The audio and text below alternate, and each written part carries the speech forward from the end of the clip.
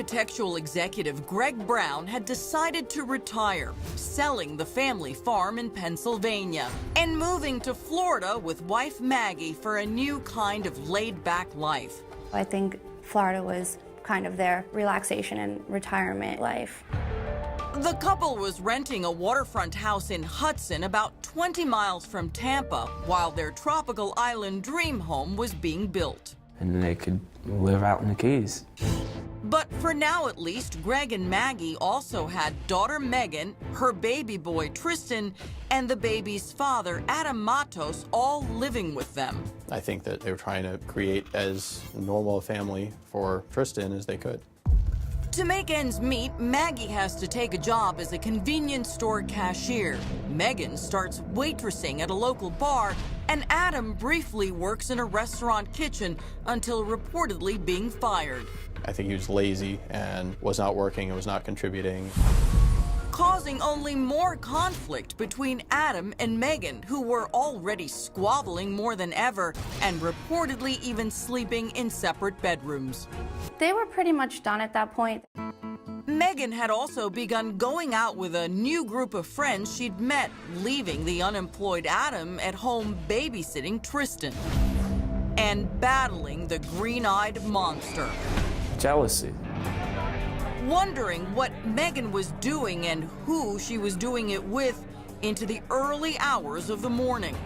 He would be very pissed off if she was out with anybody, let alone another dude or another friend that happened to be a male. Was he obsessed with your sister? I would have to say so. I would have to say so. And Adam's seething jealousy eventually leads to a violent showdown one morning when Megan comes walking through the door around dawn after another fun night out. I just came home and my son's dad put a knife to my throat and he cut my hand and I'm like bleeding everywhere and my son's freaking out. A frantic Megan calls 911. Ma'am, he cut your hand with the knife? Yes. Okay. I'm bleeding everywhere. Okay, and that's the father of your son? Yes. Megan is weeping and sounds in fear for her life as she tries to comfort her baby boy Tristan. It's okay, baby. I'm sorry. Please just have someone come out here as soon as possible. He literally tried to get away. Police arrive at the house to find Megan distraught and bleeding from hand wounds she'd suffered struggling to get the knife away from Adam. Which was consistent with exactly what she described, both on the 911 call and to the witnesses. She was obviously very upset. Adam took off after Megan called 911, but she tells police she's afraid he might come back even angrier than ever. Mr. Matos was texting her, threatening to kill her, threatening to come back and finish her off. But days would go by without any further word of trouble between Megan and Adam. Only for the silence to break when a relative calls police to report that nobody had been able to reach any of the Browns by text or phone. When after a while she said, I'm just going to have to call law enforcement and get them involved. It's been 6 days now, and when cops show up, nobody appears to be home at the Browns' house. But they detect the foul and all too familiar odor of death and decaying bodies. The police thought something very bad has happened here, and there was a door that was left open. Yes. So they enter through the open door leading to the garage where the Brown family van is parked. They immediately see blankets on the ground behind a van. There's what appears to be blood all over the floor on the blankets. And at almost the same moment, a veteran cop makes another grim discovery just a stone's throw away. After also noticing that same smell of death coming from a wooded area he just happened to be driving by. So he called me. I showed up just a few minutes later. And Detective Chet Kugel finds something worse than he's ever seen in all his years in law enforcement. I could smell it, and I peeked over, and I could see there was a pile of bodies. Decomposed beyond recognition.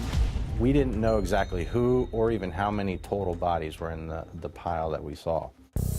But Detective Kugel could easily deduce that the Brown family was among them.